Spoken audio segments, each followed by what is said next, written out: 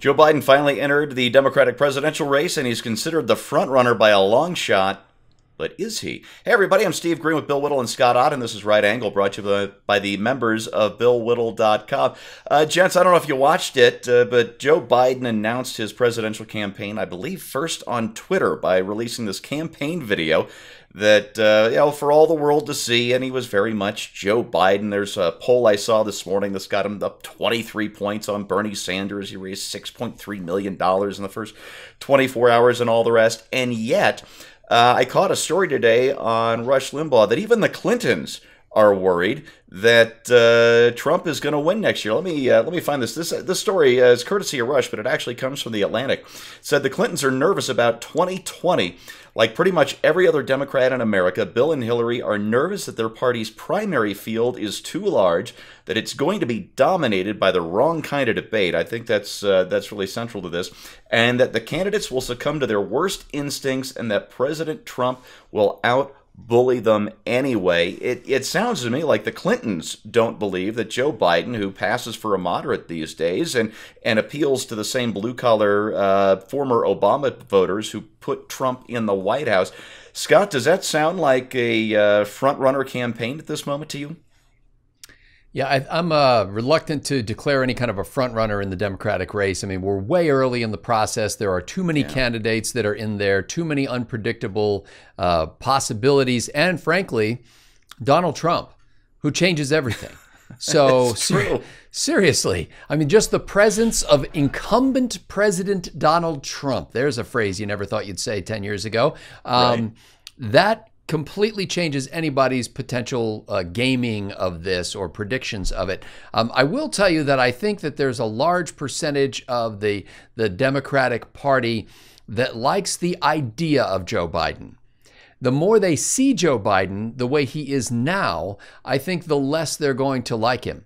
They have a notion of Joe Biden as the vice president, or Joe Biden as the senator, or Joe Biden as the, kind of blue-collar, palsy sort of guy backslapping his way through Pennsylvania.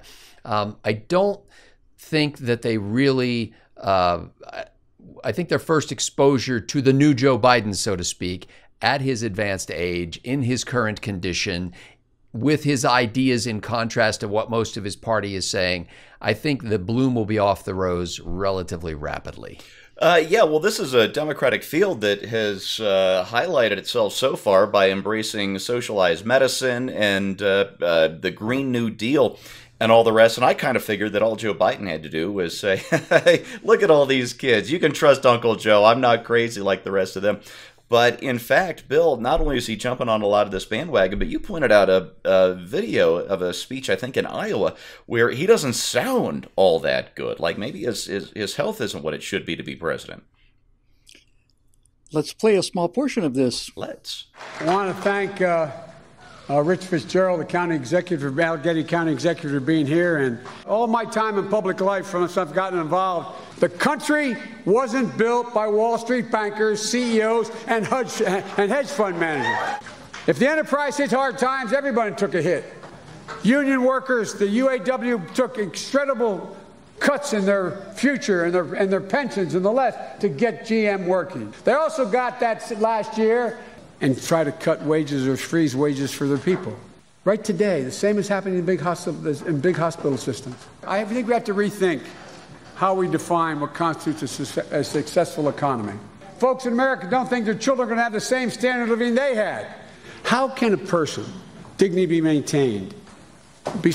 Why they do that? It means investing much more in medical research to conquer devastating diseases like cancer and addiction and Alzheimer's. So God bless you all, and may God protect our troops. If Joe Biden is the Democratic frontrunner now by a 20-point lead over a lunatic socialist, I don't want to say it's time to get the party hats out or anything, because, I'm the kind of guy who is always tempted to, if we're winning a intense football game, I'm usually the guy who stands up at the beginning of the fourth quarter and says, God himself cannot take this victory away from us. No. Which has not played out so well, generally speaking, in the past. But seriously, is this it? This is it? your policy is for the future of the country is what? To impeach Trump? That's all you got? And this 76-year-old Groper is the front runner? Really? Honestly, if Mayor Pete were the front runner, I'd be concerned because he's articulate, he's smart, and he was, born in the 20th century. Rather than the 19th or the 18th or whatever the case may be with most of the Democrats. If this guy's 20 points ahead, and Bernie is like the challenger, you take the average age of these two guys is deceased, right? I mean, it's like where do you go from this? I mean, it's just like. Great. Bring it on. Who would have thought that it would be possible to have an election? How old will Donald Trump be in 2020? Does anybody know? He's going to be, he's about the same age as Biden. Okay. So how is it going to be possible that a guy who's basically going to be 80 years old or something is going to look just so young and vigorous and fresh, I mean, and let me just remind you, I'd fallen into that kind of, Uncle Joe's just, I had kind of like a slow Joe kind of a opinion of Joe Biden, like, okay, he's probably a nice enough guy and stuff. Then I saw him in that vice presidential debate with Paul Ryan, and I wanted to wring his neck. I just wanted to wring his neck. And I don't get the feeling that Joe Biden is going to be particularly quick on his toes with a snappy comeback. And I don't know, man. I should probably just get into the medically induced coma now that I'm so used to spending during the final 2-3 weeks of election time so that I don't completely jinx this thing. But honestly, seriously, no fooling. If this is their front runner by a wide margin, then I'm feeling pretty good. Bill, when you said Joe Biden and Bernie Sanders, in my mind immediately flashed a picture of those two Muppets that sit in the box at the theater. Yes, exactly. Exactly. And if we had a particle of sense, that is precisely how we would run the next year. Yeah. Old man yells at cloud. I believe if you take Trump's, I'm doing this math off the top of my head here, so just I might be wrong by one administration or so, but I think if you take Biden's and Bernie's ages, add them together, and subtract them from 2020, the year they'll be running for president, you go back to the administration, the second administration of Ulysses S. Grant. Yeah, so we've got the kind of reptilian Groper who's just had some very fine work done, I must say. The cosmetic surgery on Joe's actually quite good. Quite good, yeah. And then on the other hand, of course, you've got the socialist millionaire with 3 or 4 houses, and who says that it's not his fault if people are buying the book that he wrote. To paraphrase Wayne's World, where they had Abraham Lincoln, this is Groper Cleveland. Groper Cleveland. Indeed. Indeed.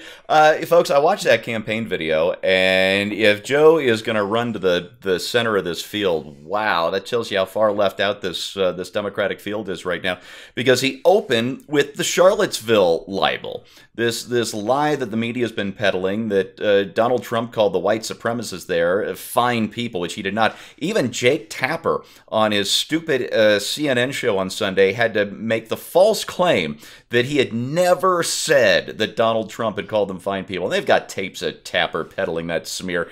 But it's so obviously played that even Tapper is backing down off this thing now. So Joe opened with a big lie. He's already talking about impeachment and all the rest. But let me give you that. So he's already moving to the left, which does not differentiate himself from this field, but he's got a feel for the electorate. But there is a telling moment. This comes from Ben Riley Smith. He's U.S. editor of the UK publication, the Daily Telegraph. He was at a Biden event in Pennsylvania. I think it was when he got the firefighters union endorsement a couple of days ago. And he put up on Twitter, Ben Riley Smith did, the most telling bit of Biden event was when the union leader endorsing him warned the crowd that, quote, "we can't have a nominee who is too far left." And the room suddenly quieted. The applause line flopped. And he went to say, Riley Smith went to say, a sign perhaps that even among Biden backers there is a desire for the party to move left. And Joe is saying, "Mama, make America moral again." He's saying, we have to get rid of all this. Is he really saying that? Really really? is. He really Mama. is. Make America moral Mama. again. Yeah, which is Mama. the guy's Mama. got a tin ear, doesn't he? So Mama. he's heading left.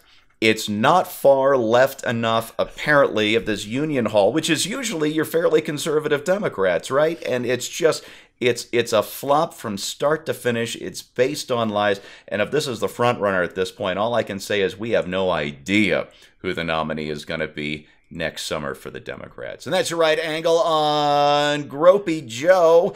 Brought to you by the members of BillWhittle.com. If you like content like this, please click on over. We would love to have you as members and one of our citizen producers. So thanks so much for watching, and we'll see you next time.